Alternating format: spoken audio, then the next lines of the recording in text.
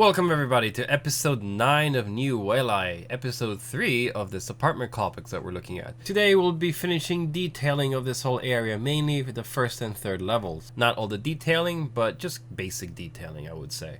To start off, we have detailing to do at the first level, which I think I mentioned at the end of the last episode. It was time to start adding some bushes and flowers to this area.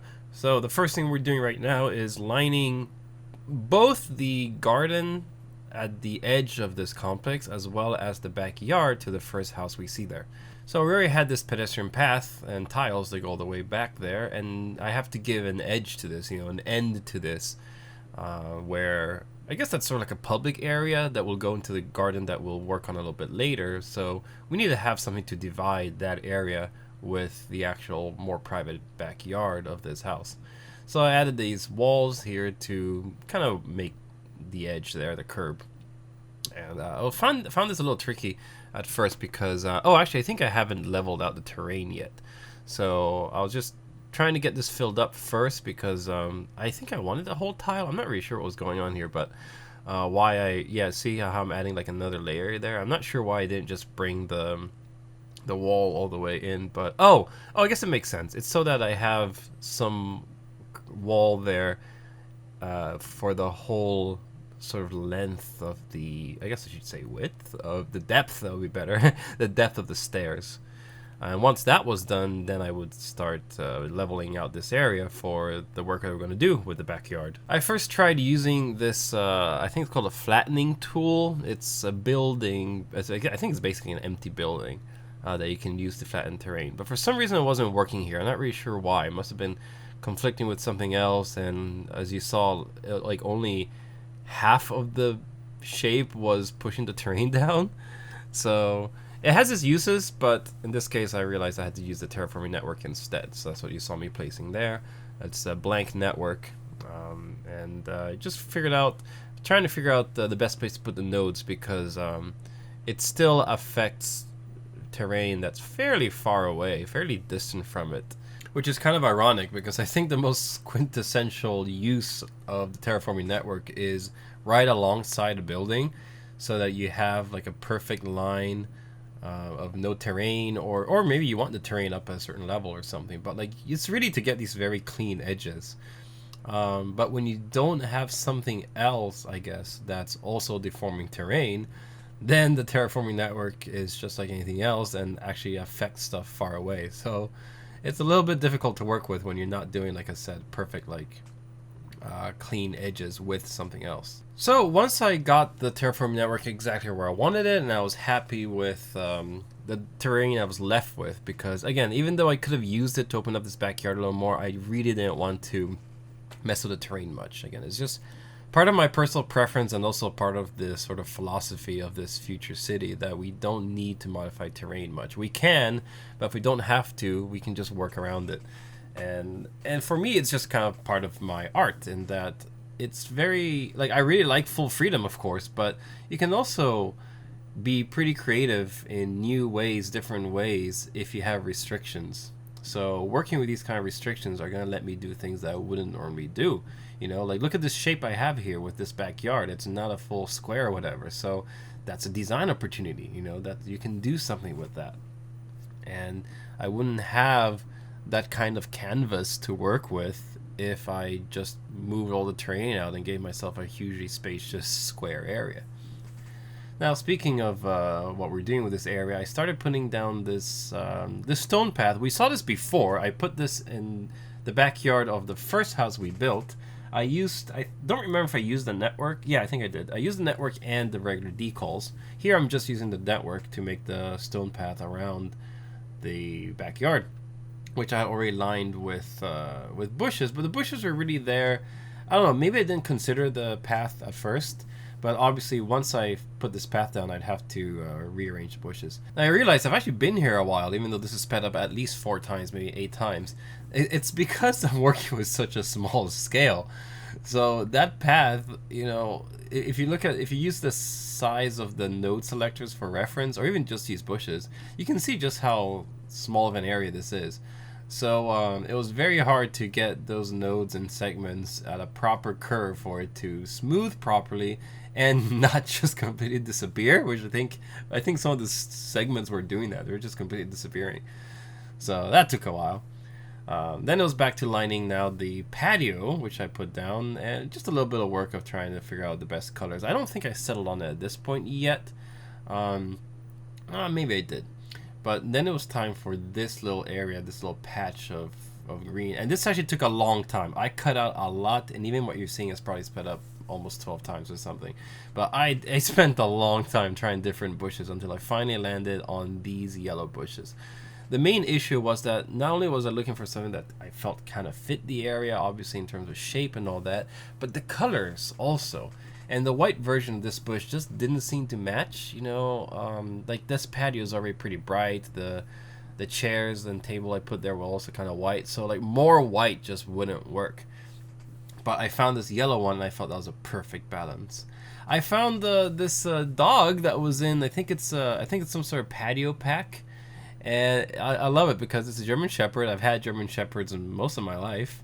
And since it's a dog house, I decided to put the dog, as you saw it right there, with half his body inside the dog house. Now, anyone who's had German Shepherds, and maybe any dog, to be honest, I think would know how many dogs love to do that for some reason. Like they just get in something, like under the bed or a dog house or something, and then they just get like half their body out, or even just their head or something, and it's just kind of like hanging awkwardly in a weird way. Like even if the doghouse is like a step up or whatever, like their head would be like off that step and like hanging down, you know. I think I've even seen smaller dogs that just have their head hanging off the steps or something when they're sleeping on the stairs. It's just crazy. They seem to be in these uncomfortable positions, but that's how they sleep sometimes. Now I don't really have much I think I can say about this area because again it's just random. You saw me just put a few plants first, kind of spaced out, kind of like to have some sort of balance or framework, I guess you would say. So like I wanted those, like I think it was like a bushy grass with it almost looks like the, what's it called, cattails or something like that. I feel like there's an O in there somewhere, but anyway, to kind of just punctuate, like again, like this area in thirds or whatever. And then it was just kind of random, just trying to place all the bushes down, all the different flowers and all that. And I ended up with this, which I really liked. Of course there was, oh yeah, I did put like a winding curve of these purple ones. I thought it was pretty cool too. I didn't want to make it look too regular, you know, so I want to have a mix of some regularity and also a little bit of randomness, a little bit of asymmetry and curves and stuff. Now, as you might have seen when the camera pans down the whole way, because I'm using one of those mods where you're able to tilt the camera upwards, because these things normally go on the ground, they don't have bottoms to them. So the buildings don't have bottoms. So when you look up, it's completely see-through, and you can just see through into the roofs or like into the rooms or whatever. So I used this. It might have been the procedural object cube, and I picked the wood texture, and I used that to make sort of like the foundation, the base of these houses, so that if I ever had a camera down there, you know, we won't be seeing weird glitchy stuff. It all looks realistic, as we're trying to do, right? Futuristic realistic. Now on the first level, I think I had said I did it off stream, I put this wall to wall up, you know, the stone back here. So I decided to continue that on the second level. Because again, we have kind of an awkward ending here, and this area I wanted to look a little bit more cleaned up. It's the living area, it's the front area. I don't really want the exposed rock. So I put this wall in there, kind of, again, following, I believe, the curve of the rock, not trying to make my own, like, just simple semicircle or something, no. And because of that, I get this weird shape, which I now wanted to line with a curve, because I want to make my own planter in here. And we're going to put some bushes in this area. Now again, this took a long time because look at the node, look at that node selection. They're huge. Well, I was saying singular, right? So it's huge compared to the asset I'm working with here. So again, this is pretty small, and trying to get the nodes and curves perfect took a long time. But once I finally did figure out the right number of nodes, the best way that this curve would curve, then it worked out, and I just put the bushes down. Pretty nice. I think I put one of each color, right? So yeah, something kind of fancy there. Yeah, time to not detail completely like I said, but just starting out with most of the bushes, kind of like a basic first level of detailing. So I didn't want this to be more individual, right? Because even though the houses kind of look like it's all part of one development project, I wanted each one to have a bit of their own personality. So some people have these little trees, some will have a bush, some might have a couple bushes that are smaller, things like that. But since we want the slope of the building complex to follow the slope of the mountain, then I didn't have a building right at the end here. But we do have that extra space, so I actually decided to still add a foundation to this, and we're gonna make this like a little, I wouldn't really say park, but just a green area. Just have some big bushes in here. So I have some big bushes, and since it's still meant to be sort of like a bit of nature in the complex, not necessarily like a random place you would walk into, because if you notice that last that building that's most toward the bottom of the screen right now, they don't really have a backyard. I think it's just their patio, so that's not really an area to be walking around. So later on I would be adding some bushes, at least, sorry, I mean some like shrubs and stuff. At least I think I do. If not, it might be on this other level, which I'm doing here. But somewhere there I decided to just really green this up a little bit more. This I did not want going all the way back, because now we're kind of above the terrain. Okay, yeah, here's where the shrubs are going. So I walled up the back of that area and decided that that would be sort of rear boundary of this complex. So I don't really want to get past that line too much unless it's a really interesting stylistic choice. But for here, it's just that little sort of, again, green parkish sort of area. So that was it. Oh yeah, I think I had moved that out because that was putting some serious shadow on my garden.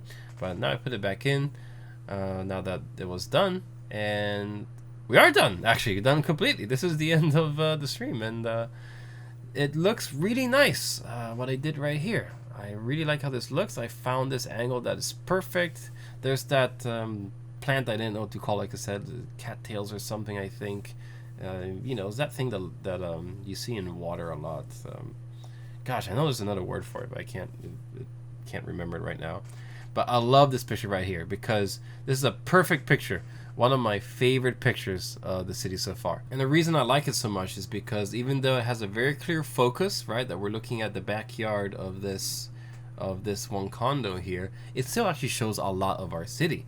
In the background, you can see the stairs. You can see the highest level of the complex we built so far. You can also just barely see the elevator to the left, right behind that purple tree. You can see the pedestrian walkways as well, the bridge ones that also connect the two halves of the complex. And to come back to the focus of the picture, I made sure the time of day was just right so that we get a lot of shadow inside the backyards, but we have just enough light to show where the dog is and show the morning light just getting right there to the dog sleeping. In fact, I think on Reddit I called this Good Morning Doggo.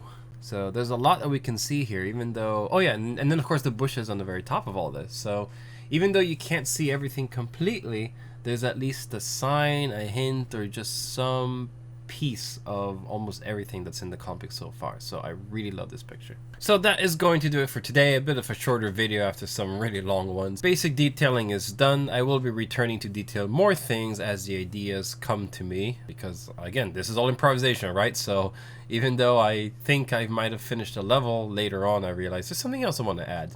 And speaking of additions, the next video is going to be additions of structures and just other elements to this complex.